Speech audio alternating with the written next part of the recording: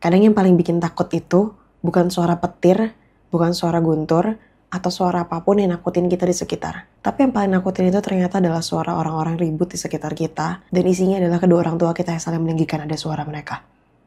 Ada rumah yang kelihatannya utuh banget di depannya, tapi di dalamnya gak ada yang pernah bilang sama mereka kalau ternyata rumah itu seberantakan itu.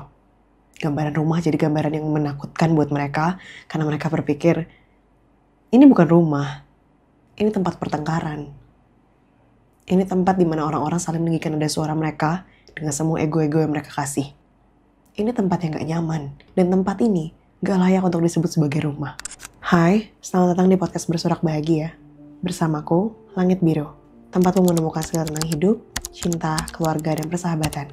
Mari kita mulai petualangan kita. Siapa yang di sini jadi anak penengah, yang apa-apa jadi saksi, yang apa-apa dibilang gini, kamu jadi saksi ya, lihat kan keributan kita. Siapa yang benar, siapa yang salah. Siapa di sini yang ketika pulang justru pengennya ngelama-lamain gitu. Kalau bisa dalam perjalanan pulang 5 jam deh, gak apa-apa. Kalau bisa gak sampai-sampai ke rumah. Kalau bisa dalam perjalanan dihayatin aja gitu. Oh kayak gini ya rasanya jalan pulang.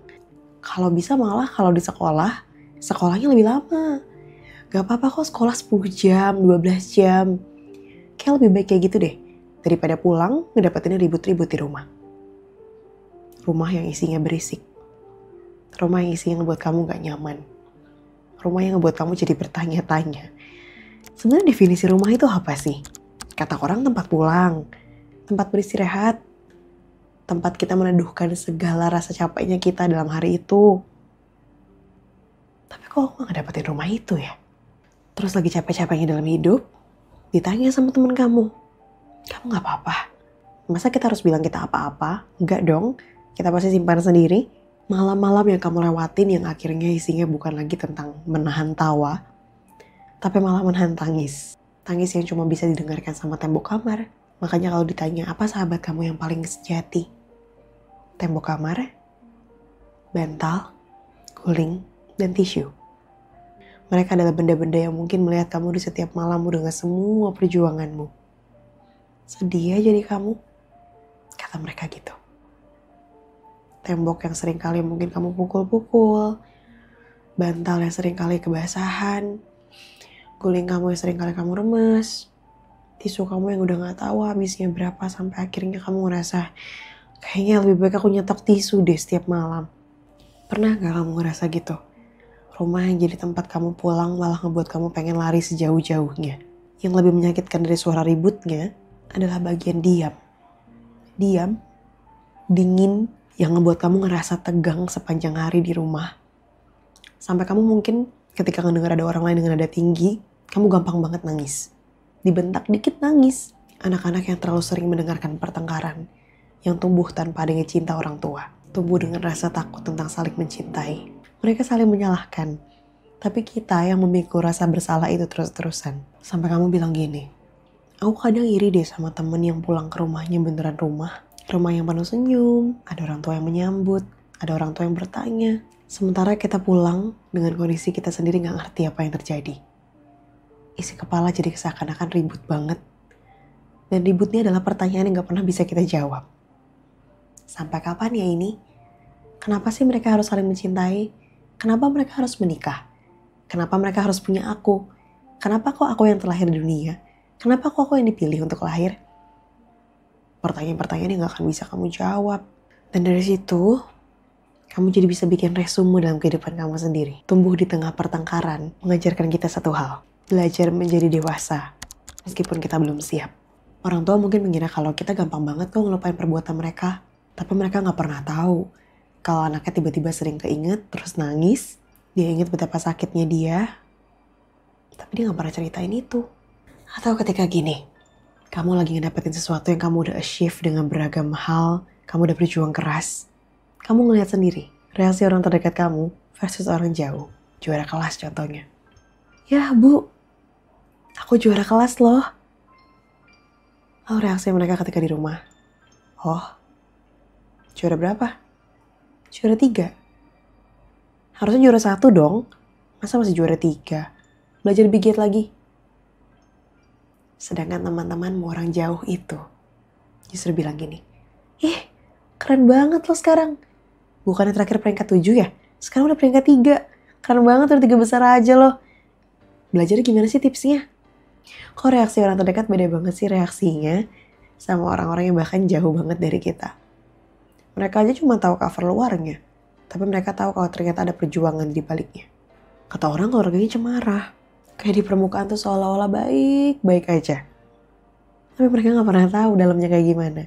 Sehancur apa dalamnya. Kita berdebat seakan-akan semuanya baik-baik aja. Tapi kita sendiri bahkan gak pernah mendengar konklusi dari apa yang terjadi. Oh, bakalan kayak gini ujungnya. Kita gak pernah tahu ujungnya. Itu yang jadi masalah. Sampai ada orang-orang tertentu yang seneng banget kalau temannya itu bertamu ke rumah. Kenapa coba? Karena setiap kali bertamu ke rumah, keributannya tiba-tiba berhenti. Tiba-tiba baik-baik aja. Tiba-tiba jadi ramah banget. Makanya kalau bisa temanku datang aja terus setiap hari. Kalau bisa setiap hari dan setiap jam, setiap malam.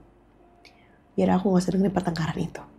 Dari pertengkaran orang tuanya di masa kecil itu, jadi ngebuat dia jadi anak yang kayak gini. Setiap kali dia ketemu masalah, dia bakal hindarin. Takut nanti kalau masalahnya kayak gini lagi aku bakalan lebih baik. Ya udah deh gak apa-apa, aku bakal ngehindarin konflik kok. Aku gak suka ada ribut-ribut. Untuk menghindari keributan, dia merelakan kebahagiaannya sendiri. Betapa rusak mental anak-anak mereka yang gak pernah mereka pupuk sedari dulu. Udah capek sekolah, di rumah lebih capek lagi. Udah capek-capek kerja, di rumah ternyata malah lebih capek lagi. Capek banget. Seindah apa sih sebenarnya di depan sana Tuhan? Pernah ya bertanya kayak gitu? Udah jadi makanan sehari-hari. Tapi mau marah juga gimana, udah percuma. Sampai Biru tuh inget banget, Biru pernah baca komen isinya gini. Salah gak sih kalau aku mau ngerantau setelah lulus SMA? Lebih baik jauh dari rumah soalnya. Daripada aku di rumah terus. Di sekolah emang capek ya. Tapi kalau gak di sekolah, kamu gak bisa ketawa. Sedih ya? Tapi itu fakta hidupnya. Kenapa sih kamu penakut banget? Soalnya masa kecilnya menakutkan. Ada barang jatuh langsung tutup telinga. Ada orang lagi nada tinggi dikit, langsung nangis. Ada orang yang bentak dia apalagi. Udah bisa ngeraung-raung sendirian. Tapi untungnya sekarang, kalau dulu kan tutup telinganya harus pakai tangan. Sekarang udah bisa pakai earphone atau pakai musik dengan suara tinggi. Biar tahu pasti rasanya gak enak.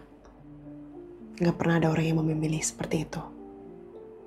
Tapi dalam berbagai podcast, Biru sering kali sampaikan, kita gak pernah bisa memilih kita mau dilahirkan, dibentuk seperti apa. Tapi kita bisa memilih masa depan kita pengen gimana. Di tengah posisi ribut-ribut seperti itu, kamu tetap punya opsi loh. Punya opsi untuk tetap jadi yang terbaik dari yang terbaik di bidang kamu.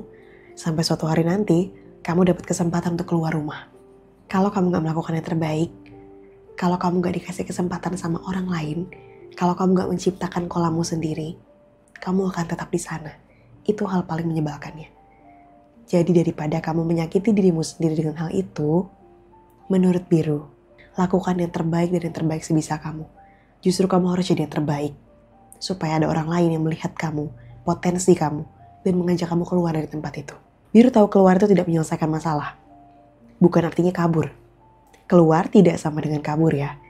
Tapi ketika kamu berhasil, orang-orang melihatmu, kamu punya lebih banyak kesempatan untuk membentuk hidupmu. Itu yang kamu butuhkan. So, itu dia podcast kita di malam hari ini. Biru berharap bisa menjadi teman kalian semuanya dalam kondisi dan konteks apapun dengan hidup dan masalah yang seberat itu. Kamu harus tetap melakukan yang terbaik. Justru jangan tumbang, justru jangan menyalahkan keadaan. Kamu yang harus buat ceritamu sendiri. You are your own kid. Dan karena itu, lakukan yang terbaik sebisa kamu. Jangan lupa, kalau kamu suka podcast ini, like, comment, dan juga subscribe. Apalagi kalau misalnya kamu share, Biru bakal seneng banget. Supaya nanti selalu ada update podcast berikutnya yang kamu dengarkan di podcast ini. Sekian episode Biru malam hari ini. Salam sayang, Langit Biru. Podcast bersorak bahagia dengan segala ceritanya.